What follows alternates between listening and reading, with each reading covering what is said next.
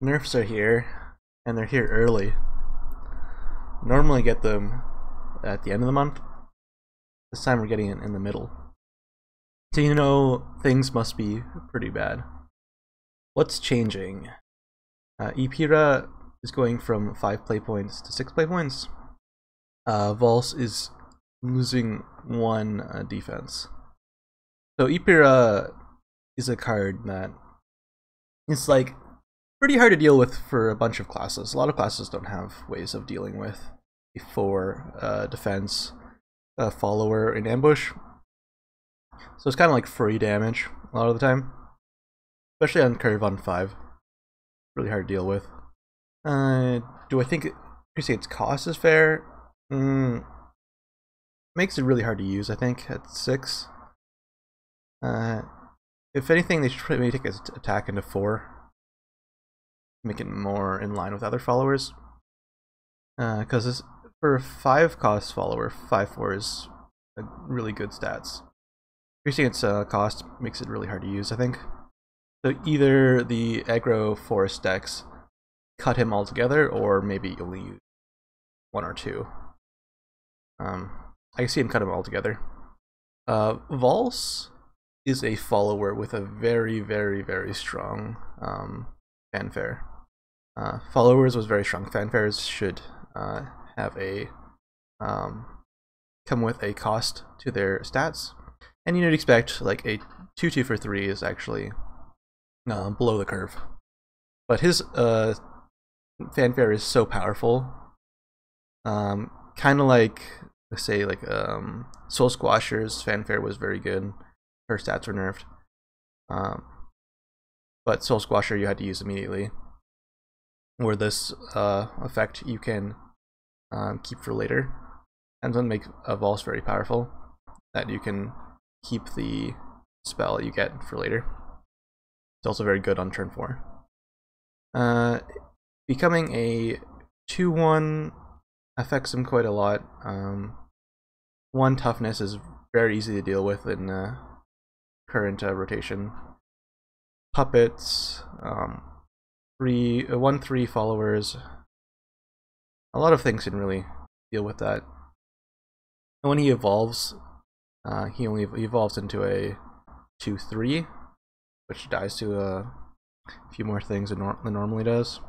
But maybe he's not the best thing to play on turn 4 and evolve anymore. He's still gonna see play because his fanfare is ridiculous. Same way that Soulsquasher saw play. Soulsquasher got reduced in Shadow decks from 3 to 2. I think that's the same thing gonna happen for the Vals. I think they're just gonna reduce the number of him from 3 to 2. Maybe add like Momo or something to fill in the missing slot. Chromatic Duel. They changed the enhance from 6 to 8, so you no longer can get both Hermia and Magnus on 6 play points. You have to wait until turn 8. I think this is a fair nerf. You still get the cards for free, which is very powerful. You just have to wait 2 more turns, which is kind of a big deal. So you can no longer play this on turn 6. Play Hermia or Magnus with a 2-drop. That was very powerful, and you also get to hold on to the other queen for later. Or you can no longer pop this on turn 7 and then play a Mars plus Hermia. Also a very strong play. I think Chromatic Duel is just one of the cards they needed to nerf, and this just seems like a fair way to do it. I think it's still playable because it's very, very strong turn 4 play. If you have this in your opening hand and play it on turn 1, I don't see sword cutting it. It just kind of weakens their mid-game options. Sealed Tome's cost will be increased from 0 to 1. Tenko Shrine from 4 to 5. Sealed Tome is a stupid card. Drawing cards shouldn't cost 0, even if it's a delayed draw. All you do is just every single Haven deck forever will always play 3 Sealed Tomes if it costs 0. I am a little worried still about the blood card that does the same thing. It draws you a card for 0 and pings you for 1. I'm still worried about that card. The only reason they didn't touch it is because blood's not doing so well right now. Yeah, I think 0 to 1 is fair. Still cycles itself, still flexible in the options you get at 2 play points. Probably won't be played as a 3 of in every single Haven deck anymore. Heck, it might not even be played at all anymore, but we'll have to see. Tenko Shrine 4 to 5 is probably one of the harshest nerfs they could have done to Tenko. You can no longer play Tenko on turn 4, which is probably the most frustrating and powerful thing an opponent could do if they're going first against you. If they play White Fang Temple on 3 and then Tenko Shrine on 4, they're establishing their wall pretty much. They're building their wall early, and they're also doing the activating Tenko on turn 4 at the same time. It could help clean up the followers that you're putting down early to beat them, because like you should be able to put followers on the board against amulets and then attack him, but it doesn't really work against White Fang Temple into Tenko Shrine. You just lose those followers if they're going first. If you're going first against a Tenko who's going second, it's a little bit easier to deal with the Shrine. And then sometimes they don't even play Shrine of 4 because they're so behind already. So maybe Shrine of 5 doesn't affect the second player that much, but it's still, you can no longer play a Shrine and a 2-drop on turn 6, which was a very powerful play as well. I think this is going to really hurt that deck, like a lot. It might even just drop completely, but we'll see. The effect is so powerful that maybe it's still going to be around. Maybe they'll just rely on other cards at the same time. You really, like, going first, you really need a different play now than maybe Dullahan or something. We'll have to see. It is a big nerf, but the situations where, like, you don't always play it on 4, and you still win the game sometimes if you don't play it on 4. And you play it on 5 sometimes you win the game. But at 5, it lines up very well with Seraphic Blade. Lines up very well with Seraphic Blade. If they're going second, they play it on 5. It goes to your turn, turn 6. You have Seraphic Blade. You kill it. Everything is fine. You went even. So it lines up with the removal very well, especially your bullet from Valves goes like fairly with this card, which puts Sword like head of the game still.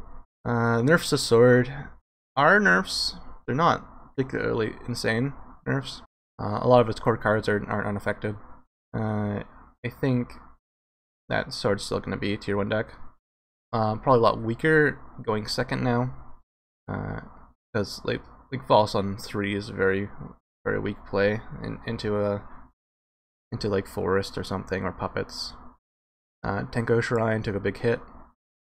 It's probably going to drop from its tier 1 position, especially with Steel Tome nerf. The Steel Tome nerf is also going to affect Lions a lot. Lions really like this card. They want to make their deck as slim as possible so they get to their line crystals as fast as they can. Essentially, if they could only play like 12 or something line crystals, they would just play a deck with 12 cards or whatever. If you didn't die to mill on whatever. They essentially saying they want to get their crystals as fast as possible. This is going to hurt them quite a bit. A buff. Sybil Waterworm has been restored to a 4/5. They want to see Ramp Dragon back in Unlimited. It's fine. Same thing what they did with Ector. They buffed Ector. And now Mid-Range Shadow is a playable deck in Unlimited. That's pretty cool. It's not like super dominating. It's just very strong, like it was before. So that's pretty neat. The deck that we saw like way too much in Limited was Tenko Shrine, and I'm really happy that Tenko Shrine got nerfed. It's going to affect Limited a lot, because holy shit, if you play like 5 games of Unlimited, 4 of them are going to be Tenko Shrine. Here's a talk about the nerfs. here are the win rates that they're giving us. This is not first. This is a combination of first and second. If you were to see the first, the second win rates for Sword, it'd be much different. I'm pretty sure Sword would probably be over 60% going first, and probably like closer to 50 something, like a lower amount for second. But they give us the combined win rates here. Yeah, 56.6 for Swordcraft, 56 for Tenko Shrine, 54.4 for Aggro Forest, 52.5 for Portal, and 51.1 for Lion. The decks with highest usage rates were Sword, Tenko, Puppet, Lion, Aggro, Forestcraft. Yeah, makes sense. That's what you see on ladder. The most used decks have the highest win rates. Puppet's unaffected by the nerfs. Puppets are probably going to go to tier 1 now, after its competitors got hurt, especially with mid-range Sword. The Vulse nerf allows it to die to puppets. Like, having to use one puppet to kill something is a big difference than having to use two, right? In rotation, mid-range Sword and Aggro Forestcraft held the highest win rates before release of Brigade of Sky. In order to maintain a more balanced game environment, we reduced the strength of some key cards represented in those archetypes. An unlimited Tenko Shrine Havencraft had an overwhelming high usage rate of 20% among high-ranking matches. Therefore, we'll be increasing the cost of Seal Tome, a card which makes it easier to players to draw Tenko Shrine. I'm pretty sure the Seal Tome is respected, but it's just a dumb card in general. It's not because unlimited Tenko Shrine, it's because it's just a dumb card. 20% usage rate. And we get our Vial bonuses. Hooray. It will be until the next major update, which is August 19th. Will probably be the mini expansion. Nerfs are pretty good. I don't disagree with any of them, I think. I think the harshest ones are obviously to the cost of cards, like Epira, Seal Tome, Tenko Shrine. Vulse kind of got away with, got off easy with just his defense nerfed. Duel still does its thing early game.